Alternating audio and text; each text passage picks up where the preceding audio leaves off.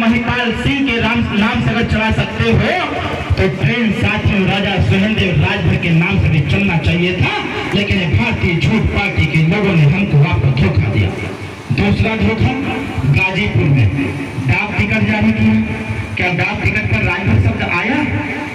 क्या डाक टिकट पर राजभर शब्द आया?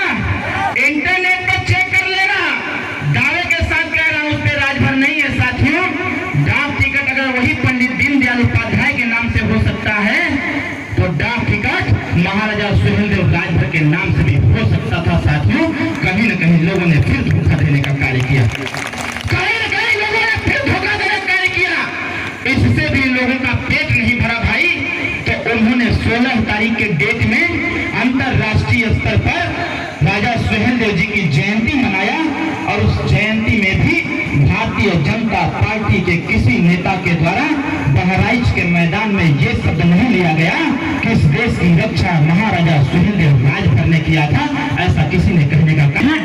अपने समाज को, अपने पार्टी को मजबूत करके अपनी सरकार बना रहे हैं, तो फिर भाई मेरे हम और आप एक दूसरे का सहयोग करके हम कमजोर और गरीब क्यों हो रहे हैं? आज आवश्यकता किस बात की है? ये राजतंत्र नहीं है। राजतंत्र होता तो कब के हम लोग राजा हो गए होते। ये लोकतंत्र है और लोकतंत्र में साथियों राजा वही होता है जो उत्तर प्रदेश के मुख्यमंत्री की कुर्सी पर बैठता है, राजा वही हो सकता है, बाकी और कोई राजा नहीं होता है। आपको याद करना पड़ेगा अपने इतिहास को। और साथियों आपको मैं बताना चाहता हूँ कि जब राजा सुहेलदेव राजभर 1277 में उनकी मृत्यु हो गई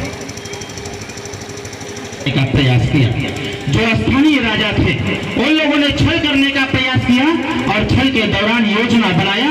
राजा सुहेलदेव राजभर जी कहा करते थे हमेशा कि अरे मेरे नागवंशी राजभर समाज के लोग, भारतीय समाज के लोग, आप कभी भी अपने तलवार को या अपने हथियार को अपने भाई के ऊपर मत चलाना। जब इस देश की अस्मिता खतरे में होगी, जब इस देश की मां बहनें खतरे में रहेंगी, तभी आप अपने तलवार को चलाना। और साथियों स्थिति क्या होता है, भारतीय और नागवंशी राजभरों में साथियों एक व्यवस्था ऐसी है कि वो होली के दिन तलवार नहीं उठाते, होली के दिन शस्त्र नहीं उठाते। इस बात की जानकारी यहाँ के राजाओं को हो जाता है और होली के ही दिन इसी देश के तमाम राजा साथियों मिल करके योजना बनाते हैं कि नागवंशी राजभरों का सर्वनाश करना है। और होली के दिन उन लोगों को पता चला कि शस्त्र नहीं उठाते, क्योंकि होली के दिन ये मदिरा का राजभर समाज मदिरा का सेवन करके मदमस्त रहता है।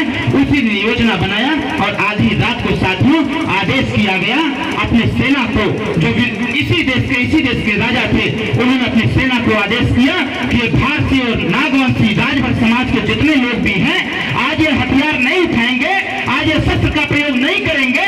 अपने सेना को उन्होंने